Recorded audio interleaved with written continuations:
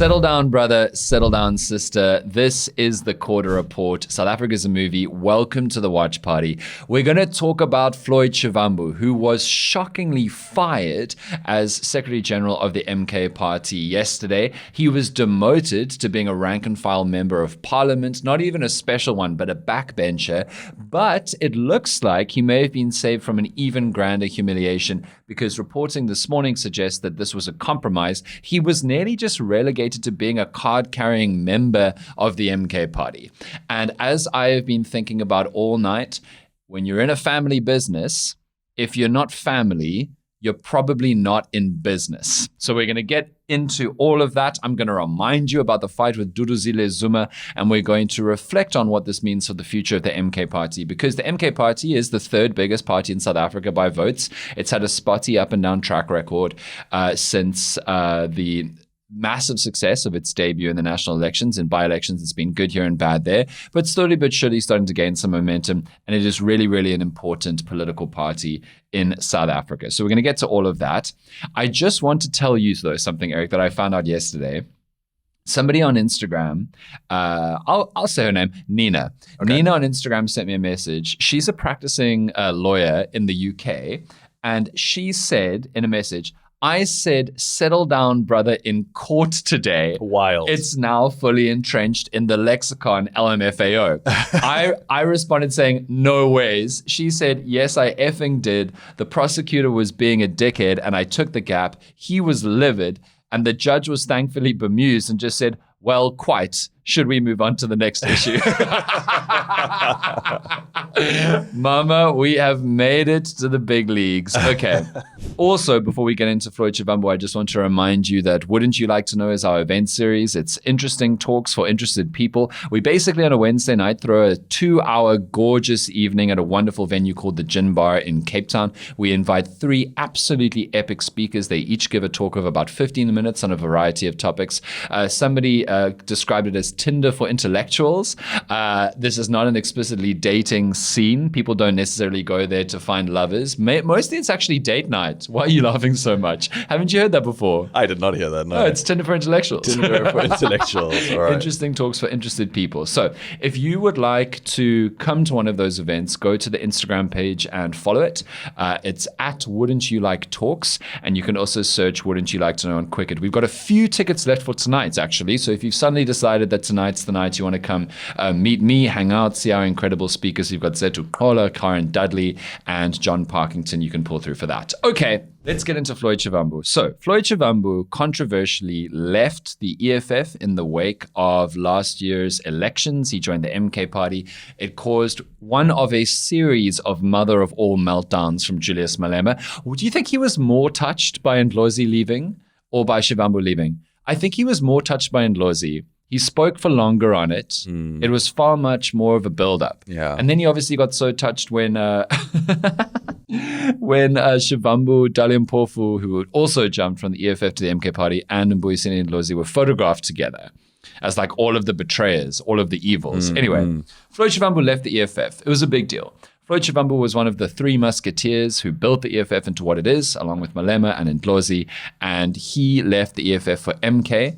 It was hard to tell because he was recruited as Secretary General of the newly formed MK Party. So it's hard to tell whether or not look, most people saw it as a promotion because, or at least a level up in power, not only because they went from the 4th biggest party to the 3rd biggest party, but also because with the EFF, Julius Malema is always going to be the king and people are going to live and die by his sword. And so it didn't seem like there was much more growth room for Floyd Shivambu there. And a lot of people at the time were saying, okay, what is this going to mean? The MK Party has just done incredibly well in the national election, but it was basically Jacob Zuma's victory, right? He was an independent candidate running as a party. They didn't have structures. They didn't have a constitution. They barely had enough people to put together an MP list, and then they changed it. And it looked like a big coup for the MK Party because Floyd Shivambu is credited as having built the structures, the constitution, the kind of ways of working, fleshed out the EFF as a political party. He was credited with doing a lot of that work in the early days of the economic freedom fighters to concretize it into the force that it is now, the political party it is now. And people said, well, Floyd Shivambu was good at that in the first place. MK needs that. This is a good move. But people were also thinking, wow, Floyd, I mean, the MK party is Zuma's cabal. It is a family business. Some people call it a stokvel, not me. I'm just passing on the information. And the MK party looked fundamentally unstable. People kept being hired and fired. People were being brought in and then got rid of. It was very, very odd.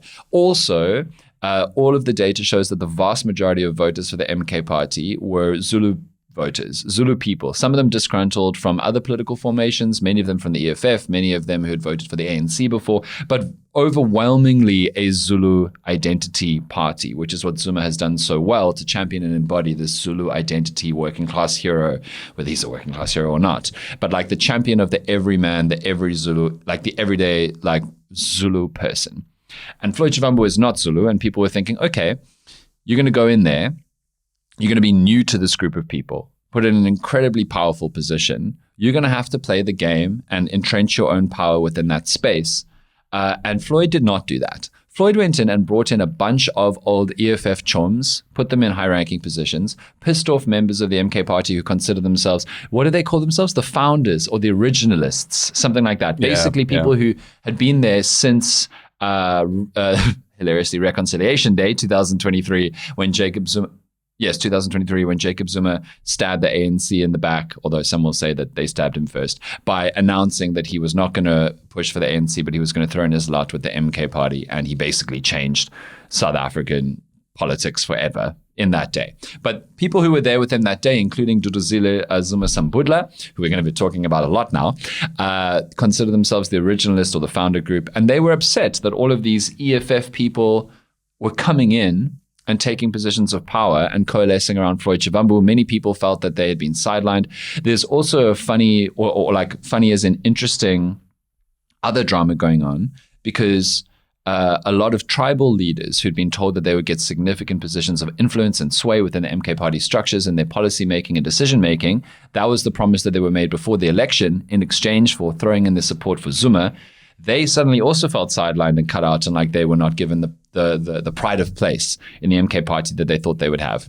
Nonetheless, Floyd Shivambu crafted the MK party constitution, a truly fascinating document because it enshrines the fact that the MK party is not a functioning democratic system, because ultimately, constitution or not, Zuma runs the thing and Zuma's word goes. So interesting, almost like creating a monarchy.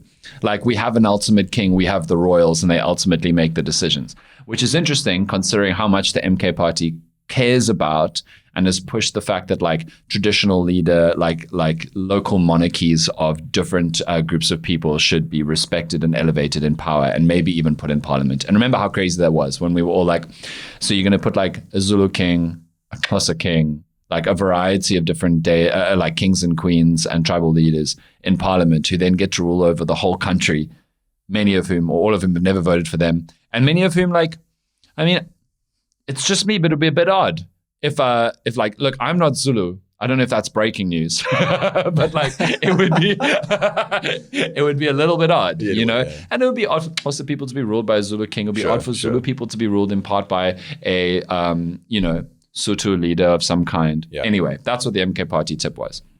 And then for the last 6 months, it's become clear that there are awful, huge factional battles within the MK party. And then Duduzile Zuma went on Twitter that fateful night around midnight. And she said that Floyd Shivambu was the worst thing that ever happened to the MK party. What else did she say? I'm actually going to pull up the direct quotes because it's important to really understand what she said. She said, "They will expel me tomorrow. It is well within my soul. Uksalayo, Floyd is useless." She said, "Floyd, I'm not scared of you. Tell your minions to f off. Bloody Mafiki Zolos," by which she means newbies, like new arrivals. And then she explicitly just said, "F you, Floyd." Which...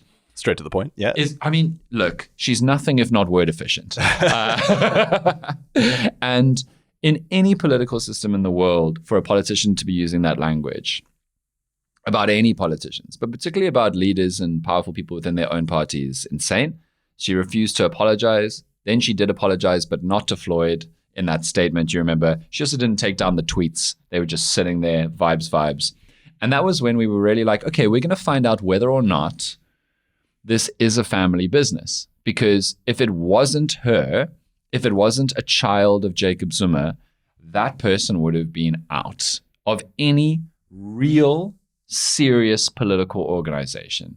Then she went into some disciplinary hearings, allegedly. She wasn't expelled, and nothing has really come of that. She also, by the way, of course, is facing serious court charges under the Insurrection Act for basically what she did during the riots in 2021.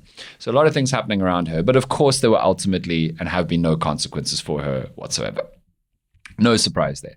And so people have started to say, okay, well, if she's still there, there's going to have to be a resolution. It's not looking good for Floyd. But Floyd has been acting like he is the king, like he is untouchable. He has been saying that the EFF must just kind of fold into MK and give up. He's been kind of stunting in public on the microphone. He's been saying he's in like total position of strength, acting impervious. And then on Easter, and remember, that was only one of two crazy things that happened on Easter because Mashatile went to Kwasizabantu. We covered that. You can go watch it. Yeah, and the Pope died. And not on Easter. Oh, was it also? Just Wasn't after? It was like, the Sunday or something. Yeah. It was a little bit wild. That weekend was just, the Easter weekend was a bit hectic. Yeah. Whatever God exists was really showing up that weekend. So Easter weekend, Floyd Shivambu visited controversial, on the run from the South African state. Yes, on the run from the South African law, Malawian pastor Prophet Bushiri. Highly controversial. Prophet Bushiri has followers and supporters in South Africa, but a deeply unpopular figure here. And we speculated on the show when we were responding to that, whether maybe it was some kind of strategy to appeal to Bushiri supporters in the northern parts of South Africa, or whether it was just Floyd on his own. It seems like, well, this is where it gets interesting. I just don't believe Zuma wouldn't have known about that visit going like beforehand. I just don't think Floyd would have just gone and done that without telling him or figuring out whether it would be okay. But maybe he did.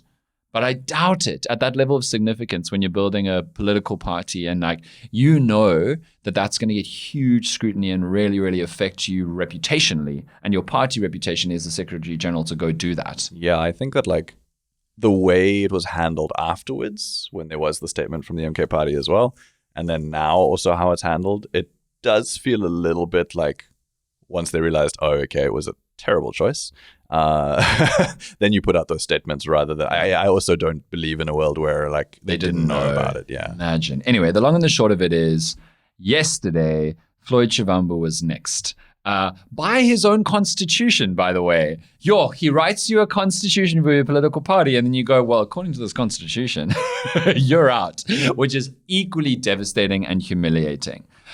So Floyd Shivambu is now demoted. Look, he's still going to get upwards of R1 million member of parliament deal, and that's going to be lekker. It's not like he's suddenly out in the cold, but it sounds like, according to reports, he was nearly just a rank and file member of the MK party, which would have been a scale of humiliation unlike very many I have ever seen in South African politics. Absolutely devastating. Direct from Secretary General to just, he pays his monthly subscription to have a card. That's hectic. And it's really wild now because he left the EFF. And it looked like such harm to the EFF and such a win for the MK party. And arguably it has been for the last year a win for the MK party and damaging to the EFF. But for Floyd specifically, he has now reduced himself to being nothing like the power he was. He, through his own, I think, hubris, arrogance, misreading of the situation, his own overreach, has almost, maybe not destroyed his career, maybe not killed his career, but he has rendered himself impotent and weak, weaker than he has been since he was in his early 20s. Because remember, before the EFF, he rose to become one of the most powerful people in the ANC Youth League with Malema. He has been reduced to a bit part player in South African politics and may now well be on the road that we've seen happen to Manyi, that we've seen happen to Mkhwebane, that we've seen happen to, I would argue, Dali Mpofu, where they just kind of fade into being those they're always around, but who are they kind of people. Like they're just there, but they're no longer the movers and shakers anymore in South African politics. And I don't know if Floyd has lost that amount of power, but what I do know is one of the reasons he remained powerful in the EFF was he had a constituency in the EFF that supported him. He left them all behind, betrayed them, and went to the MK party where he had tried to pull in some people and didn't really have anybody. And now he's just a guy. He's literally just a guy. And I posted this on X and some other places yesterday. But it really, immediately the thing that came to mind was the ancient Greek myth of Icarus. So if you don't know, there's this old ancient Greek myth about Icarus. His father was called, I'm going to say Daedalus, maybe. So Daedalus was an inventor. He and Icarus created these wings out of bird feathers and beeswax and attached them to their arms. And with that invention, they could fly. This is folklore. Don't try and go and do it yourself. But they could fly. But they agreed, or at least Daedalus pointed out, Icarus, don't fly too high. Because if you fly too high towards the sun, the heat of the sun will melt the beeswax, which means your wings will fall off and you'll plummet. And Icarus actually drowned because they fell into the sea. And so they went and they flew and it was all good. And then Icarus started to feel godlike. He got hubris, he got arrogance. He was like, I can fly. And he overreached, quite literally. He just went too high and felt more and more impervious and all-powerful and all-dominant, and like he wasn't just a mere mortal man who had to play by the rules of everybody else. Beeswax melted, wings fell off, Icarus fell. And it just feels like that with Floyd, because this is so a disaster of his own making. This wasn't inevitable. This wasn't inevitable that Zuma was going to get rid of him. He has pissed off so many people and made so many unforced errors over the last 6 to 12 months. It's like Icarus. He just got too big for his own self, in his own head, and now it's all come tumbling down. So what happens now? Well, I need to know who the new Secretary General of the MK party is. That's going to be a huge call. We're all waiting for Malema to have his press conference. We're all waiting for Duduzile Zuma, who's been awfully quiet. Way too quiet. To express herself a little bit. But this is a massive moment for the MK party because it like they have cut down one of their most powerful household names. And it does feel again like it's just Zuma again, you know, as like one of the headliners in the MK party, maybe Duduzile also, but it's unclear the extent to which he actually has political support and following and sway. And so there's going to be another great realignment here. What does this mean for all of the, EFF people who moved from the EFF to the MK party? Is there going to be a grand realignment across the MK party? What does this mean for the MK party in parliament? Because, and you don't need me to say this, the MK party in parliament has been one of the most, if not the most useless leader of the opposition parties in modern South African democratic history. Like, name one thing that they have done from the opposition benches to challenge the GNU in the last year. I don't think you can name a single thing. They've completely screwed up getting Hlophe onto the JSC. Hlophe doesn't even rock up for work that often. They didn't send enough of their own MPs to stop the VAT increase budget. Like, they have been absolutely shambolic. So maybe Floyd will be good in there, but he's not going to become their leader of the opposition unless they make a switch for Hlophe, which seems unlikely. And so what happens now for MK, and particularly what happens now for Floyd, is really important as we head towards the local government elections next year, and we have a longer term view of what the MK party means.